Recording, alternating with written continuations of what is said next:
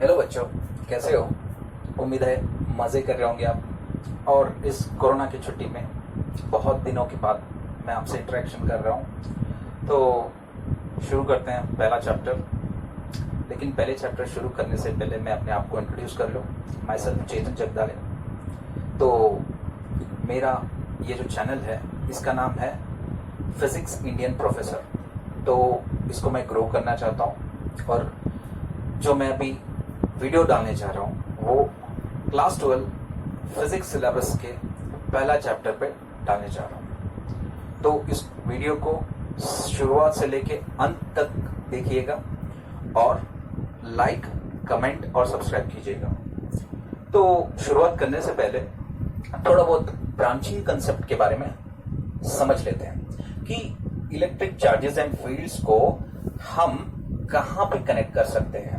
मतलब इसको class 12 syllabus के साथ कहाँ पे कैसे कनेक्ट कर सकते हैं, क्योंकि क्लास 12 के फिजिक्स के सिलेबस को अगर हम पूरी तरह से ढंग से अगर देखें तो उसको 3 भागों में बांटा गया है। एक है आपका इलेक्ट्रोमैग्नेटिज्म जो चैप्टर 1 से लेके चैप्टर 8 को कंटेन करता है, और दूसरा है ऑप्टिक्स। ऑप्टिक्स में आपको 9th और 10th चैप्टर मिलेंगे। बाकी के 11 से लेके 14 चैप्टर तक आपको मॉडर्न फिजिक्स में कंटेंट मिलेगा। मतलब उसका पूरा कंटेंट मॉडर्न फिजिक्स में मिलेगा। ठीक है। तो 15 चैप्टर जो कम्युनिकेशन सिस्टम्स था उसको कर्नाटक का पीयू बोर्ड के सिलेबस में से हटा दिया गया है। तो मैं फिर एक्सप्लेनेशन करने वाला हूँ इलेक्ट्रिक चार्जेस एंड फील्ड्स का। तो उससे पहले ब्रांचिंग थोड़ा सा देख लेते हैं। अगर ये चीज आपको बोर लगे ब्रांचिंग का तो इस कंटेंट को थोड़ा सा स्किप कीजिए और चैप्टर 1 से आप देखना स्टार्ट कीजिए। तो चलो शुरू करते हैं दोस्तों। मैप ऑफ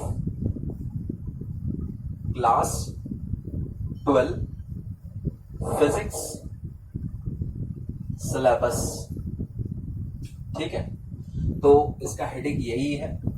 और अब हम जो शुरू करने जा रहे हैं, मैं पहले तो इसको हेडिंग लिखूंगा क्लास 12 फिजिक्स। ठीक है। तो ये जो क्लास 12 फिजिक्स सिलेबस है इसको हम 3 हिस्सों में बांटते हैं। आपका है पहला वाला इलेक्ट्रो मैग्नेटिज्म। ठीक है। और दूसरा ब्रांच ऑप्टिक्स और तीसरा ब्रांच मॉडर्न फिजिक्स। ठीक है। तो एक बाय एक देख लेते हैं। मैग्नेटिज्म टर्म जो है इसको हमने 2 हिस्सों में काटा है। एक है आपका इलेक्ट्रिसिटी, दूसरा है magnetism. So basically what is electromagnetism? It is the branch of physics that deals with the electricity and magnetism. तो ये जो है हमने इसको कैसे बांटा है, एक तो इलेक्ट्रिसिटी में और मैग्नेटिज्म में।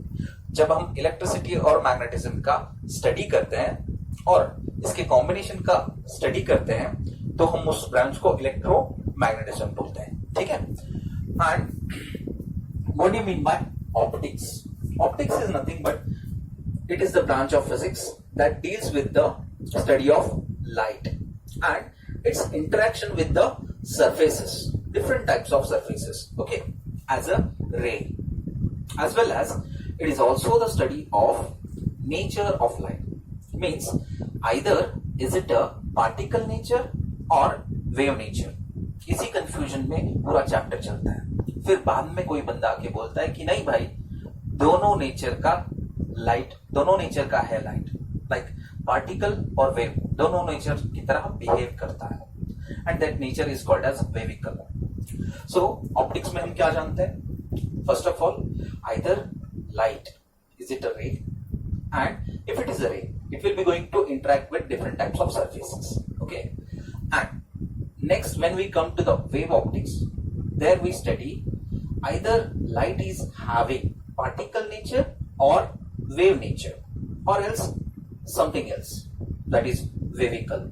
तो यही स्टडी ऑप्टिक्स में हम लोग करते हैं। और मॉडर्न फिजिक्स, ये मॉडर्न फिजिक्स है क्या? It is also one of the branch of physics that deals with the radiation. Okay, dual nature of radiation के बारे में बात करता है and its interaction with different types of matter. When we study like the concept like photoelectric effect, तो वो सीधा इसमें आता है. और we are going to study in depth of atoms. Atom जैसे कंसेप्ट के बारे में हम इस कैटेगरी में पढ़ते हैं. And also about nucleus. Nucleus में क्या चल रहा है. Okay fine. As well as when the subatomic particles which are interacting with the materials, तो उसमें सबएटॉमिक पार्टिकल्स का कैसे बिहेवियर रहता है, जैसे कि इलेक्ट्रॉन्स, होल्स. तो वो सारी चीजें मॉडर्न फिजिक्स में हम लोग पढ़ते हैं. ओके. और कम्युनिकेशन सिस्टम्स, वो तो चैप्टर डिलीट हो गया है अभी पीयू बोर्ड के दौरान.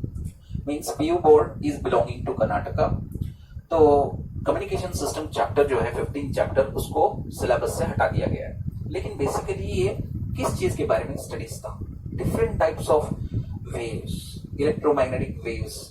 ठीक है, कैसे इंटरेक्ट करते हैं. रेडियो वेव्स कैसे सेंडर से लेके रिसीवर तक कैसे पहुंचते हैं. तो उसकी different types of frequencies, bandwidths, antennas, उसके बारे में स्टडीज थी किसमें, मॉडर्न फिजिक्स में. As well as logic gates के बारे में भी बात करता है. फाइन. सो प्रेजेंटली हमको ना ऑप्टिक्स पे ध्यान देना है, ना मॉडर्न फिजिक्स पे ध्यान देना है. So we are going to discard optics as well as modern physics for now. तब तक के लिए हम छोड़ देते हैं दो ब्रांचेस को, क्योंकि हमारा जो चैप्टर है इलेक्ट्रिक चार्जेस एंड फील्ड्स, वो इस ब्रांच में आता है, इलेक्ट्रोमैग्नेटिज्म. तो इलेक्ट्रोमैग्नेटिज्म जो है कितने ब्रांचेस को कंटेन करता है, वो हमको देखना है. पहला, दूसरा और तीसरा. पहला वाला जो है उसको हम बोलते हैं इलेक्ट्रिसिटी. ठीक है. और दूसरा वाला जो है उसको हम बोलते हैं मैग्नेटिज्म. ठीक है. और तीसरा वाला जो है, इन दोनों का कॉम्बिनेशन है इलेक्ट्रोमैग्नेटिक कॉम्बिनेशन. ठीक है. तो इन 3 ब्रांचेस में जो कि इलेक्ट्रोमैग्नेटिज्म से जुड़े हुए हैं, तो सारे 8 चैप्टर्स इसमें बटे हुए हैं, वो भी क्लास 12 फिजिक्स का सिलेबस का. फाइन. एंड फर्स्ट इलेक्ट्रिसिटी में क्या है, पहले 3 चैप्टर आपको मिलेंगे और 7 चैप्टर. ठीक. तो 4 चैप्टर्स आपको इलेक्ट्रिसिटी से मिलेंगे. इसमें मैग्नेटिज्म में 4th और 5th मिलेगा. इलेक्ट्रोमैग्नेटिक कॉम्बिनेशन का जो ये ब्रांच है, आपको इसमें मिलेंगे 6th एंड 8th चैप्टर. ठीक है. तो हमको पहला वाला चैप्टर देखना है, इलेक्ट्रिक चार्जेस एंड फील्ड्स. बाकी का तो हम बाद में देख लेते हैं. पहला वाला चैप्टर देखना है, उसके साथ साथ ये चीज देखनी है कि इलेक्ट्रिसिटी को फिर कैसे डिवाइड करते हैं हम लोग. ठीक है. तो मैग्नेटिज्म को, okay, magnetism as well as electromagnetic combination, इन दोनों को प्रेजेंटली हम क्या करते हैं, छोड़ देते हैं. अब हम फोकस करेंगे इलेक्ट्रिसिटी पे. So basically what is electricity? It is also the branch of physics that deals with the charges. Charges are at rest as well as at motion. जो charges rest में है, उस ब्रांच को हम लोग बोलते हैं इलेक्ट्रोस्टैटिक्स. और जो charges motion में है, उसको हम बोलते हैं इलेक्ट्रोडायनामिक्स. इन अदर वर्ड हम उसको बोलते हैं करंट इलेक्ट्रिसिटी. तो electrodynamics is also called as current electricity. ठीक है. तो प्रोसीड करते हैं. और कभी कभी इलेक्ट्रोस्टैटिक्स को स्टैटिक इलेक्ट्रिसिटी और फ्रिक्शनल इलेक्ट्रिसिटी भी बोला जाता है. तो शुरू करते हैं. So again electricity is divided into 2 different branches. One is electrostatics, second one is electro dynamics. Okay. So electrodynamics is also called as current electricity. As we can see in in the class 12 syllabus as the third chapter. ठीक, तो third chapter में हम लोग current electricity को देखते हैं, मतलब dynamic electricity को देखते हैं। इलेक्ट्रोस्टैटिक्स पे हम लोग स्टैटिक इलेक्ट्रिसिटी या फ्रिक्शनल इलेक्ट्रिसिटी को देखते हैं। Fine, so electrostatics it contains first as well as second chapter. Okay, so first chapter is electric charges and fields.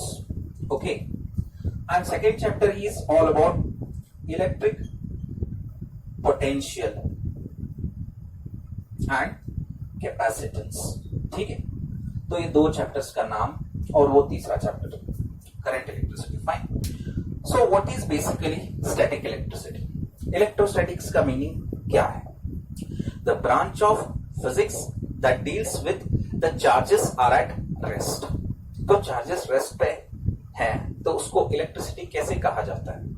हमने तो हाई स्कूल में पढ़ा था, if the charges will be in motion then it will be called as electricity. So how come you are saying sir if the charges are at rest it is not moving, so why you are calling it as electricity? Why you are calling it as static electricity? Let me tell you one thing. So, electricity जो है वो एक energy है, ठीक है, electrical energy. So the category will be only one type, electrical energy, लेकिन उसको दो हिस्सों में बांटा गया है कि उसको कैसे जनरेट किया जाता है। वन, static electricity या electrostatics कहते हैं। Okay, how it is generated? When two non-metallic objects will be rubbed together, then there will be accumulation of charges over the objects. अगर सिंपल भाषा में बोला जाए तो दो नॉन मेटल ऑब्जेक्ट्स को ले लेते हैं, उसको रब कर लेते हैं, ठीक है, ऐसे रब कर लिए, तो रब करने के बाद ओके, उस पे उन नॉन मेटालिक ऑब्जेक्ट्स पे चार्जेस एक्यूमुलेट हो जाते हैं। कैसे हो जाते हैं? तो मैंने समझो कि ऐसे दो ऑब्जेक्ट्स को रब करा, तो ये जो ब्लैक वाला है, ठीक है, ब्लैक वाला यहां से चार्जेस कुछ शिफ्ट ब्लू पे कर रहा है, तो जो ब्लैक वाला चार्जेस छोड़ रहा है, तो वो चार्जेस छोड़ने वाले को, मतलब वो जो चार्ज छूट रहे हैं उसको नेगेटिव चार्जेस बोलेंगे। मतलब इसमें मोमेंट कौन सा हो रहा है? Negative charge. तो पॉजिटिव चार्जेस तो मूव नहीं करेंगे। तो आपने तो बोला था सर रेस्ट पे रहते हैं, तो रेस्ट पे रहना मतलब ये होता है कि डिस्ट्रीब्यूट होना। If the charges will be getting distribute from one body to another body, it is not moving. Moving मतलब क्या है? लेंथी डिस्टेंस को क्रॉस करना किसी कंडक्टर के द्वारा। Conductor doesn't mean that bus conductor, it is a metallic conductor, ठीक है। तो वो करंट इलेक्ट्रिसिटी, डायनामिक इलेक्ट्रिसिटी के विषय में आता है। Okay, so this is static electricity. When two non-metallic objects are rubbed with each other, there will be accumulation of charges over two bodies. So इसमें से जो नेगेटिव चार्जेस यहाँ पे शिफ्ट होते हैं, तो इसको बोला जाता है नेगेटिवली चार्ज्ड बॉडी, ठीक है। और इससे नेगेटिव छूट गए तो इसमें सिर्फ पॉजिटिव चार्ज बचे हैं, तो इसको बोला जाएगा पॉजिटिवली चार्ज बॉडी, ठीक है। तो दोनों तो चार्ज हो गए body, but the charges have been accumulated over this as well as this. तो क्या बोला जाएगा उसको बोला जाएगा static electricity is accumulated over the two bodies, ठीक है। ये हो गया static electricity। और when it comes to the current electricity chapter, third chapter, there will be a concept of dynamic electricity. So dynamic electricity और static electricity में difference क्या है? So when we are talking about charges will be at rest, that branch is called as electrostatics. मतलब charges distribute होते हैं। When we are talking about current electricity, dynamic electricity, charges will be in motion. Say for example, you have taken a wire and you have composed in such a way that you have made a circuit. So when you give electricity, alternating current electricity at one end of that wire, so that current will be going to flow. The electrons inside that current will be going to flow from one end to another end. Why? Because of difference in potential. एक and पे आपने 100 charges दे दिए और दूसरे and पे कोई charges नहीं है, तो ऑब्वियस है जब जहां पे एक पॉइंट पे चार्जेस बहुत है तो उसका पोटेंशियल ज्यादा होगा और दूसरे एंड पे 0 चार्जेस है। तो जब चार्जेस ज्यादा एक जगह हैं तो उस ज्यादा जगह से उस ज्यादा चार्जेस से मतलब जहां पे 0 चार्जेस है वहां पे पहुंचेंगे सारे charges. Means there will be a difference in potential. When at one end there will be number of charges, the potential of that point will be greater, and at the other end where the charges will be nil, the potential will be less, we can say, or 0 you can say. So there will be a potential difference between 2 points. Due to this potential difference, charges will be going to move not only at the smaller distance but also at the larger distance. So whatever we are using inside our home, we are using dynamic electricity. Usually we call it as alternating current. बात समझ में आ रही है? तो ये जो dynamic electricity हम use कर रहे हैं वो घर पे यूज कर रहे हैं, और जो हम छोटे छोटे एग्जाम्पल्स में लेते हैं, जैसे कि कॉम्ब्स को आपने अपने हेयर में घुमा लिया तो उससे जो एक क्रैकलिंग साउंड प्रोड्यूस होता है, that is nothing but accumulation of static electricity over the comb as well as hairs. Even though जब ठंडी के दिन होते हैं तो जब आप स्वेटर निकालते हो तो उसमें से भी आपको क्रैकलिंग साउंड सुनाई देता है.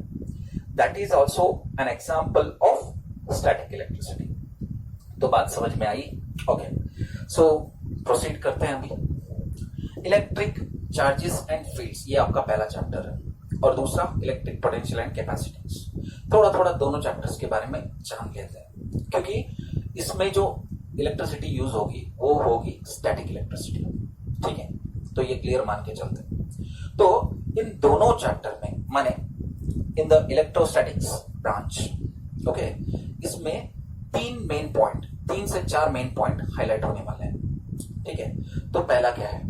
पहला है आपका इलेक्ट्रोस्टैटिक फोर्स. ये जो फोर्स है चार्जेस के द्वारा जनरेट होता है. ठीक है, जब दो चार्जेस सेम टाइप के या डिफरेंट टाइप के आप एक क्या बोलते हो कंसिडरेबल डिस्टेंस पे लाके एक दूसरे पे इन्फ्लुएंस करवाते हो, एक दूसरे से इंटरेक्ट कराते हो, तो तब आपको इलेक्ट्रोस्टैटिक फोर्स का कंसेप्ट समझ में आता है. Okay, so first concept we are going to highlight electrostatic force. The second one will be electric field. The third one will be electric potential. The fourth one will be electric flux. ठीक है, तो पहले तो ज्यादा importance हम इन 3 concepts को देंगे. Electrostatic force, electric field, electric potential, फिर इलेक्ट्रिक फ्लक्स भी मैटर करता है. Okay, so we are going to highlight these 4 concepts throughout electrostatics. And what is electric charge basically? Electric charge होता क्या है? क्योंकि electric charge and fields, electric potential and capacitance, ये दोनों हेडिंग पढ़ रहे हैं हम लोग दोनों चैप्टर्स से. तो इस हेडिंग्स का मीनिंग पता चलना चाहिए फर्स्ट ऑफ ऑल, क्योंकि अगर हम हेडिंग्स को समझ लेते हैं तो हम पूरे चैप्टर को समझ सकते हैं. तो ये जो मैंने ब्रांचिंग बनाया है इन दोनों चैप्टर्स में भी बनाएंगे, लेकिन चैप्टर कंप्लीट होने के बाद. ठीक है, तो electric charges is the plural form of electric charge. Basically what do you mean by electric charge? Electric charge is nothing but it is the property of material. किसी भी मटेरियल की property होती है by virtue of which it attracts opposite kind and repels the same kind. मतलब ये जो charge है किसी भी मटेरियल की नेचुरल प्रॉपर्टी होती है. जब सेम टाइप का मटेरियल आ जाता है तो वहां पे आपको क्या मिलेगा? फोर्स ऑफ रिपल्शन मिलेगा. कब मिलेगा? जब आप रब करोगे. दोनों सेम टाइप के मटेरियल हैं, दोनों प्लास्टिक हैं, एक दूसरे से घस रहे हो, तो क्या मिलेगा आपको? फोर्स ऑफ रिपल्शन मिलेगा. फोर्स ऑफ अट्रैक्शन तो नहीं मिलेगा. लेकिन जब दो डिफरेंट मटेरियल्स को एक दूसरे के साथ फ्रिक्ट किया जाता है, so there will be what? There will be force of attraction. तो ये चीजों को हमको बहुत सिंपल तरीके से समझना होगा। तो जब हम historical developments historical development of electricity पढ़ेंगे तो उसमें हमको बहुत सारी चीजें समझ में आएंगी कि दो हमने डिफरेंट मटेरियल्स लिए, एक लिया ग्लास, दूसरा लिया क्या बोलते हैं हम सिल्क क्लॉथ, तो दोनों को रब किया एक दूसरे के साथ, तो वहां पे क्या हो गया, स्टैटिक इलेक्ट्रिसिटी एक्यूमुलेट हो गया दोनों ऑब्जेक्ट्स पे।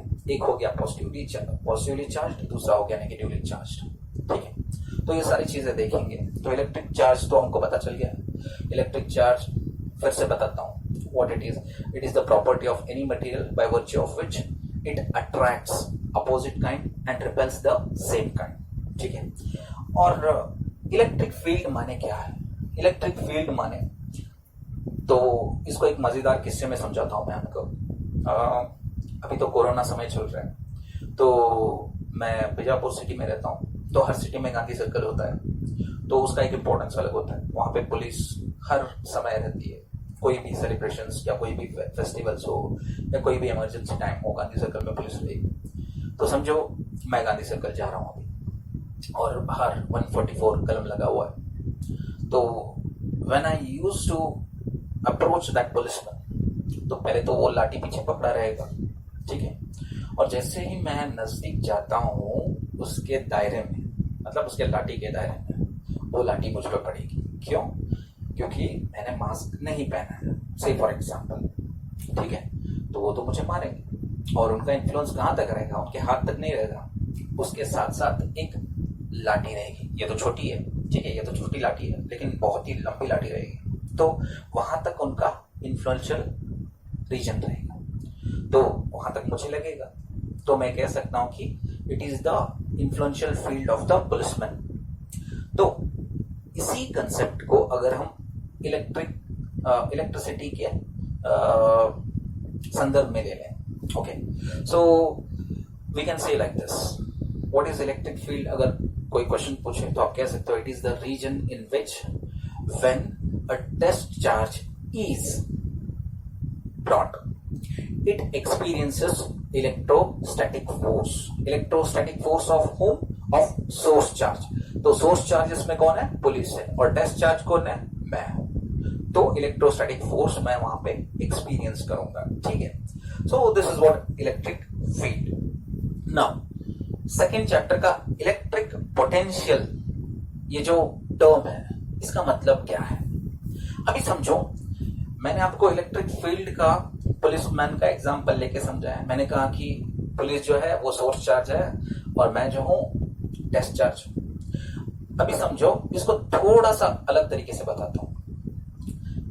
When I am approaching that policeman with a running, और मैं चाहता हूं कि मैं उसके नजदीक जाऊं, तेजी से जाऊं, समझ लो कि उस बंदे ने मुझे नहीं देखा और मैंने उसको नहीं देखा, और दोनों एक दूसरे से ठीक है कोलिजन हो जाए। तो उससे पहले कोलिजन हो जाए, पुलिसमैन देख लेता है बंदे को, रनिंग बंदे को, मतलब मुझे, ठीक है, तो वो बंदा सीधा ऐसे पंच मेरे फेस पे कर देता है और मुझे यहाँ पे लग जाएगा। तो जो मैं स्ट्रेंथ को फील करूंगा, because I was running towards him and he was just punching me because he wants to defend himself, and when he punches with his strength I am going to experience that, right. एक तो पहले motion है और ऊपर से motion जो है उसके टुवर्ड्स, मतलब टुवर्ड्स पुलिसमैन है, और ऊपर से उसका पंच जो है अपोजिट टू द मोशन। तो फोर्स तो अच्छा एक्सपीरियंस होगा फेस पे, स्ट्रेंथ अच्छा एक्सपीरियंस होगा। तो जब एक्सपीरियंस होगा, उस एक्सपीरियंस को क्या कहेंगे? पोटेंशियल कहेंगे, पोटेंशियल ऑफ दैट पुलिसमैन। तो इसको मैं इलेक्ट्रिसिटी के दायरे में समझाता हूँ, इलेक्ट्रिसिटी के संदर्भ में समझाता हूं। ठीक है, so what is electric potential? It is nothing but when the work done, मतलब इसको थोड़ा अच्छी तरह से समझाता हूं।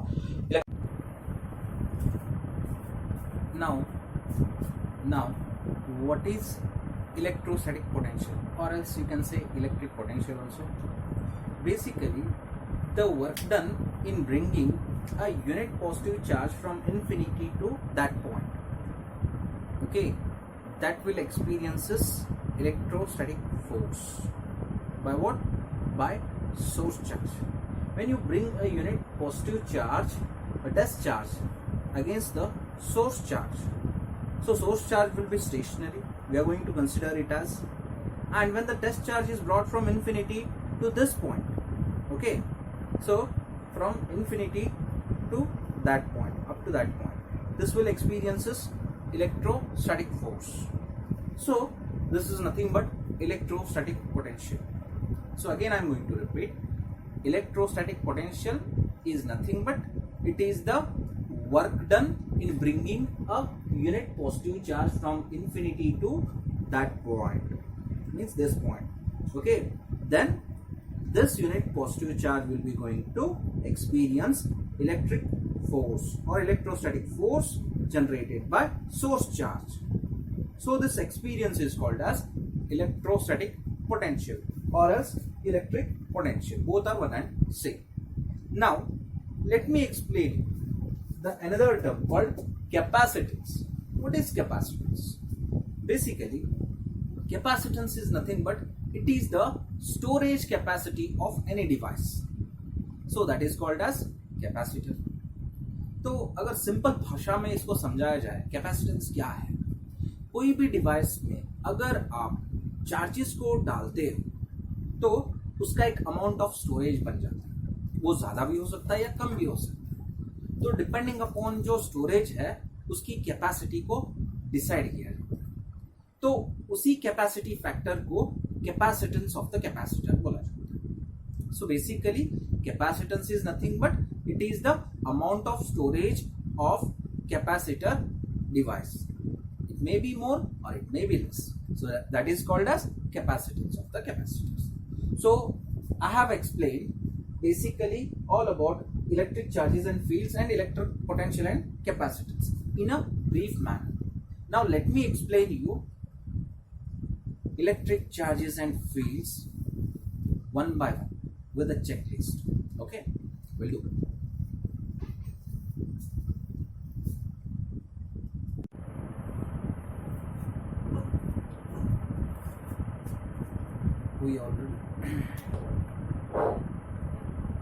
We already know what is electrostatics. Now we are going to see the application of electrostatics by using the principle of electrostatics. So basically principal of electrostatics का मतलब क्या है ये आपको मैं बाद में समझाऊंगा, ये सारे एप्लीकेशंस बताने के बाद. तो पहले एप्लीकेशंस देख लेते हैं कि इलेक्ट्रोस्टैटिक्स का एप्लीकेशन कहाँ कहाँ पे होता है, मतलब प्रिंसिपल ऑफ इलेक्ट्रोस्टैटिक्स. तो पहला तो आपका है कंपोनेंट्स लाइक कैपेसिटर्स. तो कैपेसिटर्स में जो चार्जेस स्टोर होते हैं it will be completely based upon the principle of electrostatics. ठीक है, तो इसको देख लेते हैं बाद में. तो पहले तो हम एप्लीकेशन समझ लेंगे. ओके, तो दूसरा जो है एटॉमिक स्ट्रक्चर. तो एटॉमिक स्ट्रक्चर में स्ट्रक्चर स्टडी करने के लिए एटम्स का हम फिर से प्रिंसिपल ऑफ इलेक्ट्रोस्टैटिक्स को यूज में लाते हैं. तो उससे हमको बेहतर ढंग से समझ आती है कि एटम्स के अंदर स्ट्रक्चर कैसा है. Okay, we are going to study thoroughly the structure of atoms with the help of principle of electrostatics. Okay, तो तीसरा वाला जो है path of charges can be change and charges can also be accelerated. मतलब कि अगर एक charge का कोई पाथ डिसाइडेड हो तो उस पाथ को हम प्रिंसिपल ऑफ इलेक्ट्रोस्टैटिक्स यूज करके उस पाथ को वेरी कर सकते हैं. जैसे कि हम moving charges and magnetism chapter में ये चीज को ऑब्जर्व करते हैं कि किसी वायर के अंदर से जब इलेक्ट्रिसिटी गुजरती है तो उसके बगल से हम कोई चार्ज को मूव कराते हैं तो उस चार्ज को हम इस इलेक्ट्रिसिटी के द्वारा जो कि वायर में है उसका पाथ हम चेंज कर सकते हैं. क्लियर बात समझ में आ रही है? तो हम इसको मूविंग चार्जेस एंड मैग्नेटिज्म में अच्छी तरह से समझ सकते हैं. And also we can change the acceleration of the charge. उसका एक्सेलरेशन ज्यादा भी कर सकते हैं और कम भी कर सकते हैं depending upon the distance factor. So again there we are using the principle of electrostatics factor. Okay, so fourth one क्या है, इलेक्ट्रोस्टैटिक शील्डिंग के बारे में बात करता है। So here also we are using the principle of electricity, but basically what is electrostatic shielding? This is used in the labs particularly and also in the day-to-day life, like we are using the cages. Cage क्या होता है? For example एक car ले लो और समझो कि कहीं पे बिजली कड़क रही है और बिजली आके उस कार पे गिरती है। जब गिरती है तो वो बिजली कार से पास होके सीधा जमीन के अंदर चली जाती है। जो अंदर बैठा हुआ इंसान है उसको कुछ नहीं होता, because of the concept called principal of electrostatics. क्योंकि जहां पे एज कॉर्नर्स होते हैं वहां पे चार्जेस क्या होते हैं, सारे एक्यूमुलेट वहीं पे हो जाते हैं ज्यादा से ज्यादा। तो ये प्रिंसिपल ऑफ इलेक्ट्रोस्टैटिक्स में बताया गया है कि चार्जेस जो है वो कहां पे ज्यादा एक्यूमुलेट होते हैं, जहां पे शार्प एज और शार्प पॉइंट्स होते हैं। तो उस वजह से एक इंसान की जान बच जाती है। कहां पे? कार में। इसीलिए कार का जो स्ट्रक्चर होता है मैक्सिमम एक स्क्वायर बॉक्स की तरह बनाया जाता है, लेकिन उसको आप एरोडायनेमिक स्ट्रक्चर दे सकते हो, लेकिन बेसिकली वो एक केज की तरह होता है। So that is called as electrostatic shielding. And also we are using this principle of electrostatics factor in the photocopier like Xerox machines. Okay, उसको जब जब कंसेप्ट आएंगे उसको थोड़ा डिटेल में जाएंगे। तो अगर हम प्रिंसिपल ऑफ इलेक्ट्रोस्टैटिक्स समझ लें after seeing this applications of electrostatics, तो हमको क्लियरली पता चलेगा कि कहां पे कैसे यूज किया जाता है किसको, प्रिंसिपल ऑफ इलेक्ट्रोस्टैटिक्स को। ठीक है। And also when it comes to the HEPS, ये HEPS क्या है मैं आपको छोड़ देता हूं, इसको होमवर्क की तरह लीजिए। What is HEPS? ओके, तो आपको पता चलेगा। अगर सिंपल भाषा में मैं ही बोल दूं तो वो हाई इलेक्ट्रिक पोटेंशियल सोर्स रहेगा, like when D graph generator. तो ये जो वैन डी ग्राफ जनरेटर है इसको सिलेबस से हटा दिया गया है। ओके, मैं होमवर्क नहीं दे रहा हूं, मैंने ही बता दिया आपको, हाई इलेक्ट्रिक पोटेंशियल सोर्स। ठीक है। So when D graph is the best example for HEPS।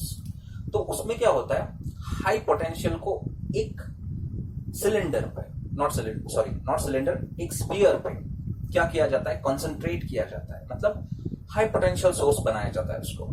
तो वो किसके द्वारा किया जाता है, प्रिंसिपल ऑफ इलेक्ट्रोस्टैटिक्स। ठीक है।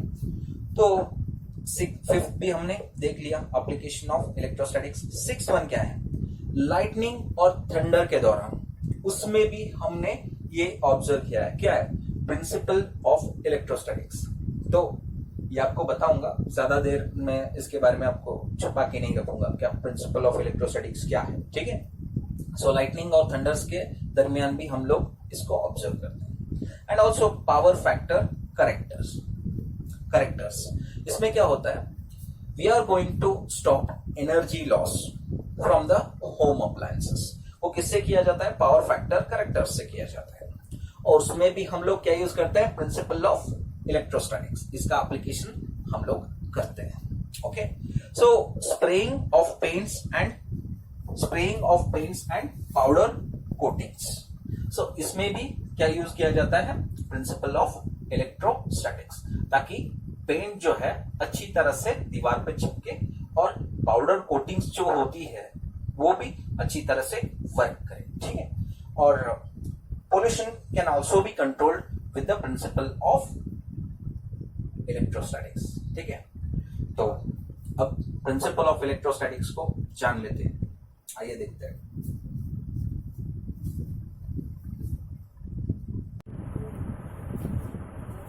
तो बेसिकली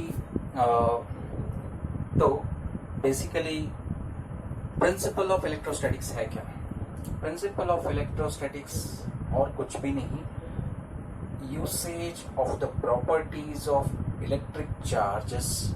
ओके, इलेक्ट्रिक चार्ज के जो प्रॉपर्टीज हैं, जब हम साइंटिफिक कंपोनेंट्स के अंदर उसका एप्लीकेशन करते हैं तो उसी को हम बोलते हैं प्रिंसिपल ऑफ इलेक्ट्रोस्टैटिक्स। मैं और एक बार आपको रिपीट करता हूं, जब हम प्रॉपर्टीज ऑफ इलेक्ट्रिक चार्जेस को किसी भी साइंटिफिक कंपोनेंट्स या सिंपली कंपोनेंट्स में यूज करते हैं, तो उसी को हम बोलते हैं कि प्रिंसिपल ऑफ इलेक्ट्रोस्टैटिक्स यूज कर रहे हैं। मैं उदाहरण के तौर पर बताता हूँ। जब इंडस्ट्री से पोल्यूशन निकलता है, ठीक है, कौन सा वाला 9th पॉइंट बोल रहा हूँ, जब इंडस्ट्री से पोल्यूशन निकलता है तो उस पोल्यूशन में जो गंदगी रहती है, मतलब अनक्लीन गैस रहती है, इम्प्योर गैस रहती है, तो उस इम्प्योर गैस को एटमॉस्फेयर में से प्योर बनाने के लिए, और एल्स उस जो टनल्स रहते हैं उसमें से जब इम्प्योर गैस निकलते रहती है, वहीं पे अगर हम कोई ऐसा साइंटिफिक कंपोनेंट यूज करें जहां पे दो इलेक्ट्रोड्स का कॉम्बिनेशन हो और उस दो इलेक्ट्रोड्स पे जो पोलैरिटी उसकी पॉजिटिव हो, और जब हम इलेक्ट्रॉन्स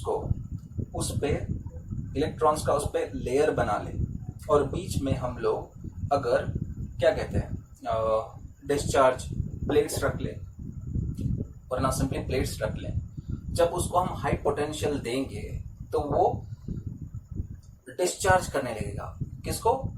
फ्री इलेक्ट्रॉन्स को, और उसमें से जो आयोन्स होंगे, ठीक है, डस्ट पार्टिकल्स जो उससे गुजर रहे हैं उसके साथ इंटरेक्ट करके उस डस्ट को वहीं पे पकड़ लेंगे, और जो प्योर फॉर्म ऑफ गैस रहेगी वो, मतलब जो क्लीन गैस जो हार्म नहीं करेगी किसी को, वो उसको क्या प्रदान करेंगे? वे, they will pave the way to clean gases. So अगर आप इसको यूट्यूब में जाके देखना चाहते हो तो उसको बोलते हैं इलेक्ट्रोस्टैटिक प्रेसिपिटेशन बोलते हैं। कौन से? ये 9th वाले एग्जाम्पल को या 9th वाले एप्लीकेशन को ध्यान से सुनिएगा, इलेक्ट्रोस्टैटिक प्रेसिपिटेशन। आप जाके यूट्यूब पे इसका एनिमेशन देख सकते हो, ठीक है। ओके, मैंने तो इसको कंप्लीट किया। तो इलेक्ट्रिक चार्जेस के जो प्रॉपर्टीज है वही क्या है? प्रिंसिपल ऑफ इलेक्ट्रोस्टैटिक्स है, ठीक। सो इलेक्ट्रिक चार्ज ये क्या है? मैंने कुछ देर पहले इलेक्ट्रिक चार्ज का मीनिंग भी बताया था आपको कि electric charge is the property of any material by virtue of which it attracts opposite kind and repels the same kind, ठीक है। ये हो गया आपका इलेक्ट्रिक चार्ज। तो इलेक्ट्रिक चार्ज का थोड़ा सा इसका पास्ट समझ लेते हैं कि इलेक्ट्रिक चार्ज है क्या, कहां से इसकी शुरुआत हुई थी। बेसिकली इलेक्ट्रिसिटी के बारे में जो आइडिया है ये कहां से स्टार्ट हुआ था और इसको इलेक्ट्रिक चार्ज नाम कैसे पड़ा, ठीक है। तो इसको हम बताते हैं डिटेल में।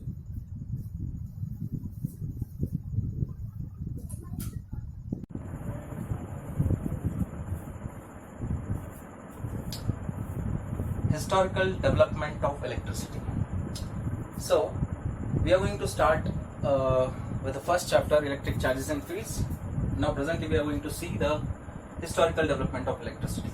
Okay, तो historical development में मैं दो साइंटिस्ट लोगों का नाम यहाँ पे लिखना चाहूँगा। एक है आपके थेल्स ऑफ मिलिटस, जो कि एक ग्रीक साइंटिस्ट थे, and he worked before Christ 600 means 600 BC।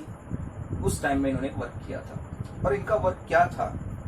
इन्होंने बेसिकली दो मटेरियल लिए थे, एक था एम्बर, दूसरा था फर। एम्बर क्या है? एम्बर एक फॉसिलाइज्ड रेसिन है जो कि पेड़ों पे मिलता है और समुद्र के तट पे मिलता है। ओके, समुद्र के तट पे एक तरह के पेड़ होते हैं, उस पे ये चीज चिपकी हुई आपको एक गोंद की तरह चिपकी हुई मिलती है, तो इसको हम लोग बोलते हैं एम्बर। ओके, तो इसको ग्रीक में इलेक्ट्रॉन भी टर्म यूज करते हैं, ठीक है, इलेक्ट्रॉन। और फर का मीनिंग है अ काइंड ऑफ वूल, मतलब वूल की तरह एक कपड़ा होता है ये फर। तो जब थेल्स ऑफ मिलिटस ने एम्बर लिया और फर लिया, दोनों को रब किया, तो उन्होंने एक तरह का फिनोमेना देखा। किस तरह का फिनोमेना था वो? मैग्नेट जैसा एक मैजिकल फिनोमेना था। मतलब जब एम्बर को फर से रब किया गया, फर जैसे कपड़े के साथ रब किया गया, तो एम्बर में एक ऐसी प्रॉपर्टी आ गई जिससे डस्ट, लाइट फीदर्स, लिंट और बहुत सारे छोटे पदार्थ हैं जो छोटे पदार्थों की श्रेणी में आते हैं, वो एम्बर की तरफ अट्रैक्ट होने लगी, मतलब आकर्षित होने लगी। सो इसको किसने इतना करके छोड़ दिया? किसने? थेल्स ऑफ मिलिटस ने। तो ये डस्ट, लाइट फीदर्स और लिंट एम्बर की तरफ अट्रैक्ट होते थे और उन्होंने उसको उतना ज्यादा सीरियसली नहीं लिया, लेकिन उस पर उन्होंने बहुत सारा वर्क किया था। लेकिन इस चीज को दूसरे साइंटिस्ट, हमारी कहानी के किरदार यहाँ पे, मतलब विलियम गिलबर्ट, जिनका जन्म 1544 में हुआ और डेथ 1603 में हुआ। सो उन्होंने क्या किया? सिस्टमेटिकली इस चीज को स्टडी किया और स्टडी करके उन्होंने देखा कि जब एम्बर किसी फर के साथ रब करने के बाद एम्बर में एक ऐसी प्रॉपर्टी, मैजिकल प्रॉपर्टी आ जाती है जो कि अट्रैक्ट करती है किसको? बहुत सारे छोटे छोटे चीजों को। लाइक डस्ट एम्बर के साथ अट्रैक्ट हो रहा है और लाइट फीदर्स आके अट्रैक्ट हो रहे हैं और लिंट भी अट्रैक्ट हो रहा है। तो सिर्फ एम्बर और फर में ही होता है या दूसरे टाइप के जब सब्सटेंसेस लेते हैं तो एक दूसरे के साथ घिसने के बाद ऐसी ही प्रॉपर्टी आती है जैसे कि एम्बर में आती है? ये सारी चीजें किसने सिस्टमेटिकली स्टडी की? विलियम गिलबर्ट ने। तो जब देखा उन्होंने बहुत सारे सब्सटेंसेस जैसे कि एम्बर और फर बिहेव करते हैं घिसने के बाद, वैसे ही दूसरे सब्सटेंसेस भी बिहेव करने लगे सेम मैनर में। तो इस फिनोमिना को उन्होंने बोला electrification. After studying for long time, when he observed that just like amber versus fur, he used to rub and studied systematically, and he observed that amber possesses a property of attraction. Same like when he took different substances and rubbed with each other, he observed the same thing, force of attraction in different substances. So he kept that phenomena, he kept the name for that phenomena is called as electrification, and he took that electrification name, okay, electrification name by the word called electricity. Means he also gave the name called electricity, where when this electricity passes from one object to another object, like amber versus fur, in different substances also, he kept that phenomena, he kept that name to that phenomena is called as electrification. Now electricity name he took from the Greek name called electron. Basically this is a Greek word, and electron means for amber. So William Gilbert, he tossed the term called electricity. So he's the, we can say that he tossed the name called electricity. So this is all about historical development of electricity. Now let me proceed with the electric charges and its properties one by one. So we are going to go through checklist. Fine.